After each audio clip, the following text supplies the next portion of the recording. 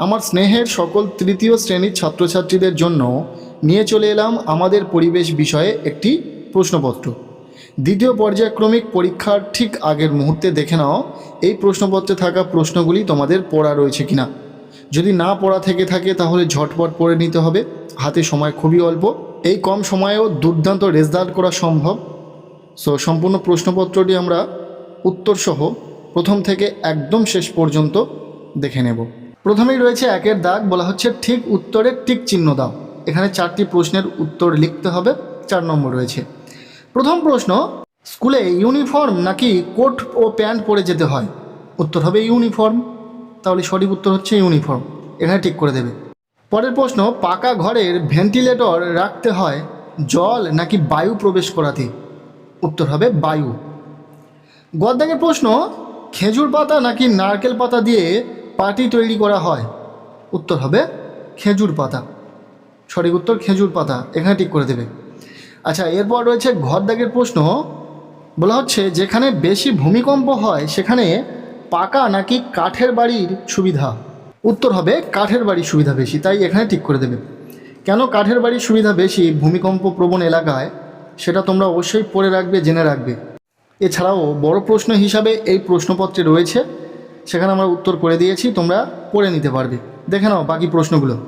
এরপর রয়েছে 2-এর দাগ, বলা হচ্ছে শূন্যস্থানে বক্সের শব্দ বসাও। এখানে একটি বক্স রয়েছে যেখানে 4টি শব্দ রয়েছে, 4টি শব্দ তোমাদের নিচের শূন্যস্থানগুলোতে পূরণ করতে হবে। কি কি রয়েছে? ছাদ, সিনথেটিক, স্কুলের এবং ইট, এই 4টি শব্দ রয়েছে। প্রথম যে প্রশ্নটি রয়েছে, বাড়ির জিনিসপত্র আর ড্যাশ জিনিসপত্র আলাদা? উত্তর হবে স্কুলের জিনিসপত্র আলাদা। খদ্দাগের প্রশ্ন, বর্ষাকালে ড্যাশ শাড়ি তাড়াতাড়ি শুকোয়? উত্তর হবে সিনথেটিক শাড়ি। গদ্দাগের প্রশ্ন, গরমের দিনে চড়া রোদ আটকায় কি? এই শব্দ বক্সে রয়েছে ছাদ কথাটি, তাই ছাদ কথাটি এখানে লিখে দেবে। এরপর ঘরদাগে রয়েছে পাকা ঘর বানাতে কি লাগে? ড্যাশ লাগে? উত্তর হবে ইট। এই ইট শব্দটি শব্দ বক্সে রয়েছে। আচ্ছা, এরপর রয়েছে প্রশ্নপত্রের 3-এর দাগ, বলা হচ্ছে বাক্যটি শুদ্ধ হলে পাশে সু এবং মিথ্যা হলে পাশে মি বলে লিখে দেবে। মূলত এইভাবে থাকে না, শুদ্ধ অশুদ্ধ থাকে, সু এবং অ থাকে। যাই হোক, এখানে যেভাবে রয়েছে সেভাবে উত্তরটা তোমরা দেবে। প্রথম প্রশ্ন, কয়লা তুলে খাদ বালি দিয়ে বুঝিয়ে দিতে হয়। এটি শুদ্ধ, মানে কয়লা খনন করার পর যে খাদ তৈরি হয় সেটা বালি দিয়ে বুঝিয়ে নিতে হয়, কারণ পরবর্তীতে ধস নামতে পারে না হলে। পরবর্তী প্রশ্ন, গরমকালে উলের পোশাক পরতে হয়? একদমই নয়, তাহলে এটা মিথ্যা, মিথ্যা লিখে দেবে।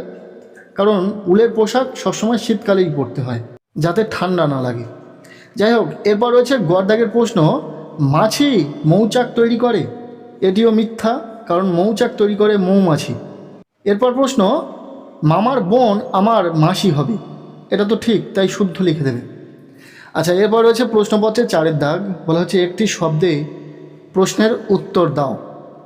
এখানে যে প্রশ্নগুলি রয়েছে আমরা প্রতিটা প্রশ্নের উত্তর করে দিয়েছি, দেখে নাও। প্রথম প্রশ্ন, বর্ষাকালে কি ব্যবহার করতে হয়? অনেক কিছু বর্ষাকালে ব্যবহার করতে হয়, যে কোনো একটি লিখতে পারবে, ছাতা, রেইনকোট, গামবুট ইত্যাদি। দ্বিতীয় প্রশ্ন, আদিম মানুষ কি ধরনের পোশাক পরত? উত্তর হবে গাছের ছাল, বন্য পশুর চামড়া, এগুলিই তো পরত। এরপর গদ্দাগের প্রশ্ন, পিয়নের কাজ কি? আমরা কি জানি? বাড়ি বাড়ি চিঠি পৌঁছানো পিয়নের কাজ, সেটাই লিখে দেবে। এরপর রয়েছে প্রশ্নপত্রে 5-এর দাগ, বলা হচ্ছে সংক্ষেপে উত্তর দাও। প্রথম প্রশ্ন, জীবিকা কাকে বলে? আমরা খুব সংক্ষেপে উত্তরে লিখে দিয়েছি, তোমরা চাইলে আরও 2-1 লাইন করে লিখতে পারো এক্সট্রা। উত্তর হবে মানুষ জীবন ধারণের জন্য যে কাজ করে রোজগার করে তাকে জীবিকা বলে। খদ্দাগের প্রশ্ন, ভূমিকম্প এলাকায় কি ধরনের বাড়ি তৈরি করতে হবে এবং এর সুবিধা লেখো। উত্তর হবে ভূমিকম্প প্রবণ এলাকায় কাঠের বাড়ি তৈরি করতে হবে, কারণ কাঠের বাড়ি সহজে ভাঙে না, আর যদিও বা ভেঙে যায় তাহলে সেটা মেরামত করা খুবই সহজ। অর্থাৎ কাঠের বাড়ি যদি ভেঙে যায় সেটা তো খুব সহজেই ঠিক করা যাবে, যেটা কি দালান কোঠা বা পাকা বাড়ি ভেঙে গেলে সম্ভব? একদমই নয়। এরপর গদ্দাগের প্রশ্ন, চিঠি পাঠাতে গেলে কি কি লিখতে হবে? নাম, পিতার নাম, গ্রাম, পোস্ট, পিন ও জেলা, এগুলোই লিখতে হবে, ঠিকানাটা লিখতে হবে। এরপর ঘরদাগের প্রশ্ন, কাঠের কাজ করতে কি কি জিনিস লাগে? উত্তর হবে বাটালি, পেন্সিল, করাত, হাতুড়ি ইত্যাদি। পরিবেশ বিষয়ক প্রশ্নপত্র কিন্তু এই রকমই হবে।